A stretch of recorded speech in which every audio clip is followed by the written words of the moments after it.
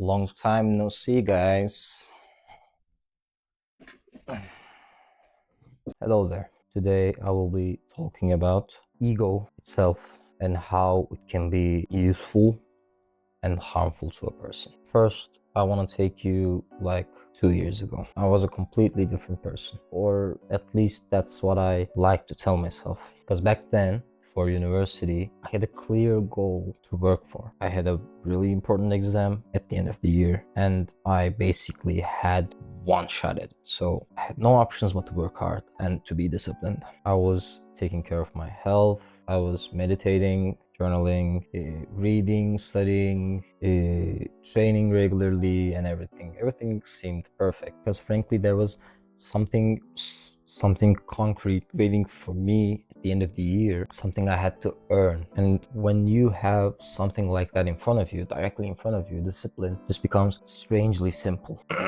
You don't wake up every morning and ask yourself whether you want to do the work or not. You just know that you have to do it. But then eventually that period ended for me. University started and the pressure slowly but surely disappeared. And with the pressure, so did a lot of those habits of mine. A lot of those helpful habits like meditation, reading, learning, journaling, the basic habits that kept me grounded and sane, those went away slowly went away. And I think the disappearance being slow is the dangerous part, because I didn't wake up one day and like, okay, from now on, let's not do anything productive. I'm going to break every single habit that I've built for the last 2-3 years.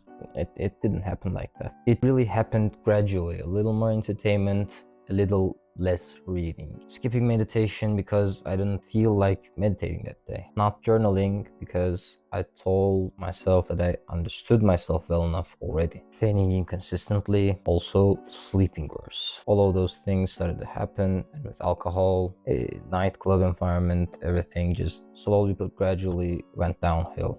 Really downhill. Every time I chose one of those easy stimulation activities like scrolling instead of meditating, playing video games instead of reading books, I had an incredibly convenient explanation on why I did it. Do you know what it was? I told myself that I've already been disciplined before. If I really wanted to, I could go back to that lifestyle whenever I want. I just made myself believe that I was just taking a break. And for a surprisingly long time, I believed myself. That one sentence, that I can do it whenever I want, protected me from having to confront what was actually happening, what was actually going on with me, myself, my life. Because technically I wasn't completely lying. I had done it before. I have been extremely disciplined before. I have meditated for 20-30 minutes a day before. I've done it. I wasn't lying. So I think somewhere in my brain, that old version of me was still evidence of who I was, even when my current actions were saying completely opposite things. And I think this is one of the strangest things about ego itself, because we usually think of ego as someone who thinks they're better than everyone else, someone arrogant, someone who can't take criticism, someone who needs attention all the time. We tend to think of ego, an egotistical person, as someone like that. But I think ego itself can be much more quieter than that. It can really be quieter than that. Sometimes ego is the story you tell yourself about who you are, and sometimes that story becomes so important to protect that you'd rather distort reality itself than to admit that you've changed, and possibly for the worse. And I still thought of myself as a disciplined person, so instead of saying I'm not being disciplined right now, I'm lacking right now, I just said I'm just taking a break, man. I deserved it. I've been working hard for like 1.5-2 years. I deserved a break. Really, instead of saying I've become dependent on easy stimulation, I said I'm just enjoying life. And those are, I think, little lies that you tell yourself, a person tells themselves, and they just create this little comfort zone that in the future is really hard to leave. Instead of saying maybe I need to rebuild some of those basic habits like meditation, reading, journaling back into my life, I need to rebuild them, I said, you know what, I don't need those habits anymore. Honestly, that last one is even stupider than I thought, because whenever I thought about like meditating, journaling, or reading again, a small part of my brain thought that I was above those things now. like I somehow had graduated from them, even though I don't know how that happens. I thought like I had already learned discipline. Why would I need to practice again? That's like saying I've been to the gym 3 years ago. I don't need to exercise anymore, right? It sounds even more stupid that way. But I think I'm not the only one doing this. I think we as mankind, we do those sort of things all the time mentally. There was another place that I noticed those kind of things were happening to me, and honestly, this one scared me more than any of my like gym progression or habitual recession. It was my relationship with my beautiful girlfriend. When I started to feel less satisfied with my life, I didn't always look at, internal things. I tend to look at external things first. Like I looked at my environment, the university, the studies that I'm taking, the stress, the family life. And at one point, I even started looking into my relationship, searching for a problem there, because it was much easier to think maybe this is making me unhappy rather than maybe I'm less disciplined than I used to be, or maybe I'm less grounded, maybe I'm not proud of the way I'm living right now. And what I'm trying to tell is when you are unhappy with the way you're living, your ego can and most likely will search for problems elsewhere, and it will search for problems everywhere except where they actually are. Start questioning things that are outside of you, because questioning yourself is more painful. You start analyzing the relationship you have, like the dynamic, the small incompatibilities, maybe things that have never even bothered you anymore in any way. You start analyzing those things. And don't get me wrong, I'm not saying relationship problems are not real. Of course they are. And sometimes relationship itself is actually the problem. But what I think is ego can make you incredibly bad at diagnosing what the real problem is, if you know what I'm saying. It makes you incredibly incapable of diagnosing, the source of your own unhappiness. And for me, that mindset almost cost me the relationship I now have with my beautiful girlfriend. I was trying to solve an internal problem by simply rearranging external things, and shit doesn't work like that.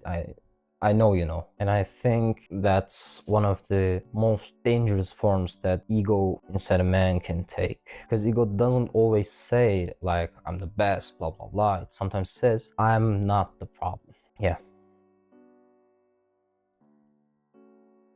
And right there is where ego itself becomes a two-sided blade, I think. What do I mean by that? I will explain. I don't think ego is always an unhealthy and a harmful thing. In some places in life, in some situations, I think ego is very, very important, because sometimes you need to have that unreasonable amount of confidence in yourself. You need to tell yourself that you're capable of unimaginable things for you to have some type of fire inside you. That's ego as well. Not just the only unhealthy things, that's ego as well. Sometimes you need to look at your current situation and think, fuck no, man, this is not where I'm supposed to stay. This is not what I deserve. Look, maybe you're overweight. Maybe you're broke. Maybe you've wasted the last 6 months, maybe 1.5 years like I did. Maybe you're failing your education, your university, your studies, and maybe even you're scrolling 8 hours a day on your phone like a fucking monkey. And I think there is a specific kind of pride that can save you from those holes that you think that you're incapable of getting out. There's some type of pride that can actually save you. The voice in your head that goes, no man, no, I'm better than this. I can do better than this. I don't deserve this. I don't deserve to be here. Fuck this place. The voice that says, I refuse to let this be my normal. I think that can be incredibly powerful. And actually, a lot of self-improvement actually begins with the power of ego. You imagine a stronger version of yourself, basically. That's ego working for you. You just picture a smarter, a more intelligent, a more disciplined, a better looking version of yourself. And somewhere inside you, there's this unreasonable amount of confidence that you can actually become that person that you've imagined. And I think you need that. I think I need it as well. I think most of the people in the world needs that kind of confidence in themselves, because without some belief in your potential, why would you even try at all? I don't think that's realistic. The problem actually starts when believing yourself actually becomes a replacement of actually fulfilling your potential. That's where the problem begins. That's where you have to tell apart which is which.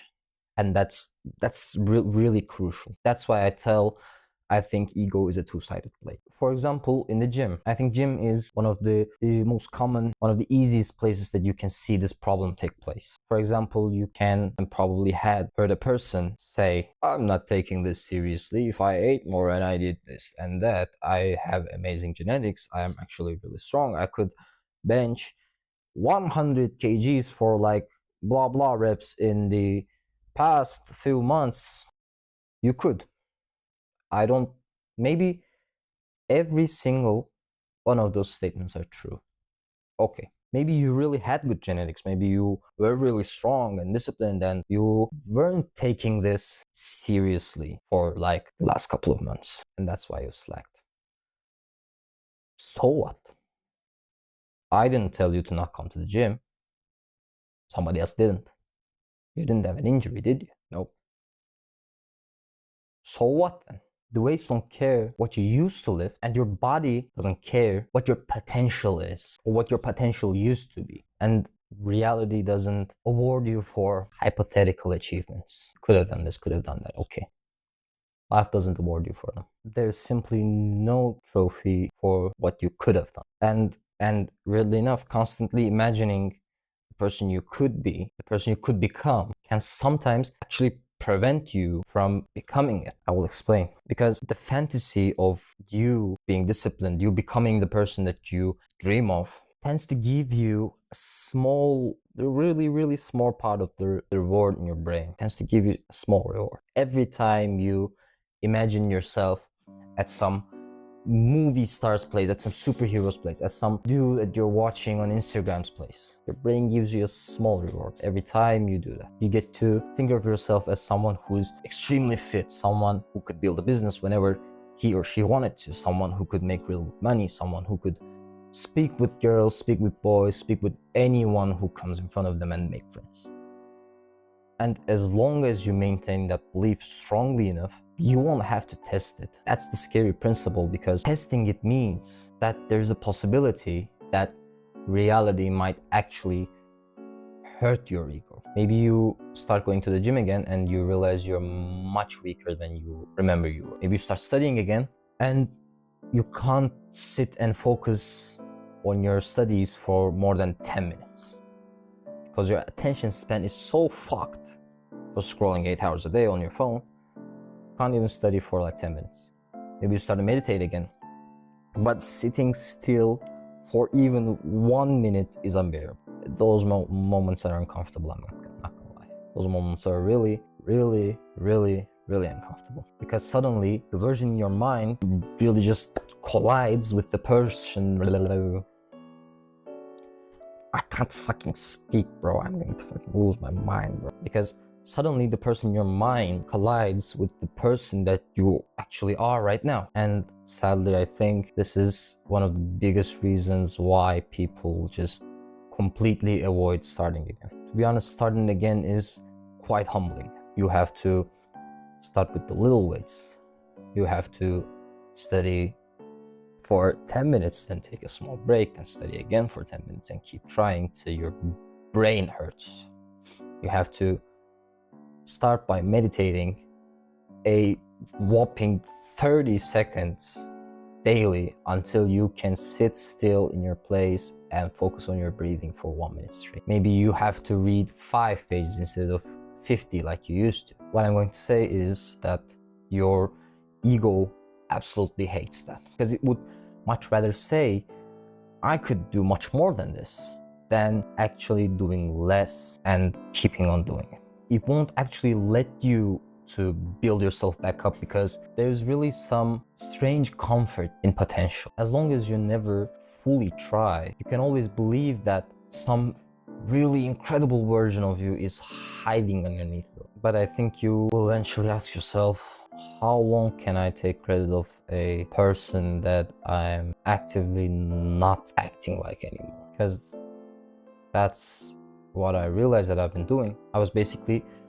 borrowing credibility from my past self. Because like all of this shit, man, I used to read, I used to train, I used to meditate, I used to journal. Okay, respect that person then.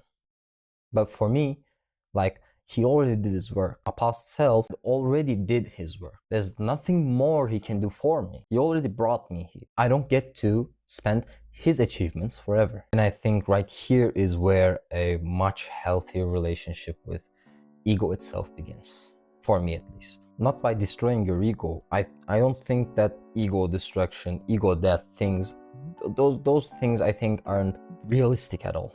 Not by killing your ego, but making it work for you is the way to go, I think. For me, one of the biggest stages was learning to separate potential from proof. It was one of the biggest stages for me, because I could is not proof, I'm capable is not proof, I used to is definitely not proof. What you repeatedly do is proof. And honestly, this applies to almost everything.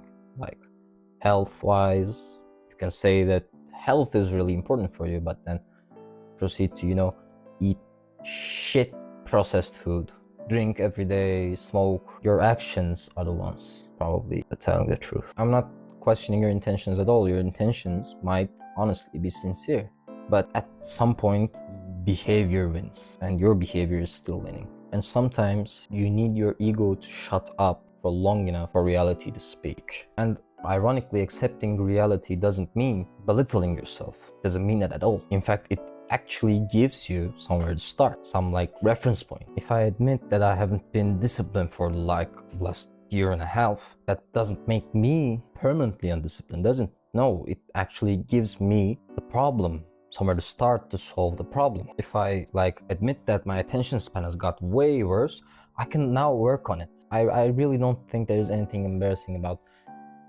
admitting what you've done wrong. And I also think that the embarrassing thing would be knowing something helps you, but refusing it just because you want to maintain the illusion that you're above it.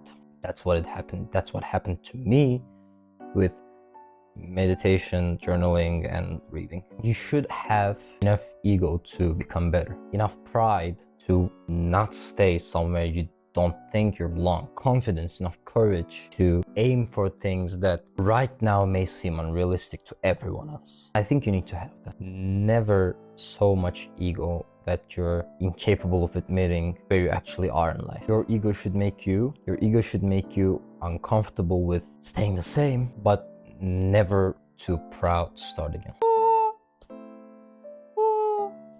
I don't know how to make an outro, but I really hope you enjoyed this video. If you did, you can click on the like button and leave a comment about what you've enjoyed, what you didn't enjoy. Give me feedback so I can make my channel better. If you want to see more from me, you can click subscribe, and I promise I will be more consistent at uploading videos to this channel about the topics that I think that are interesting. Okay then, peace.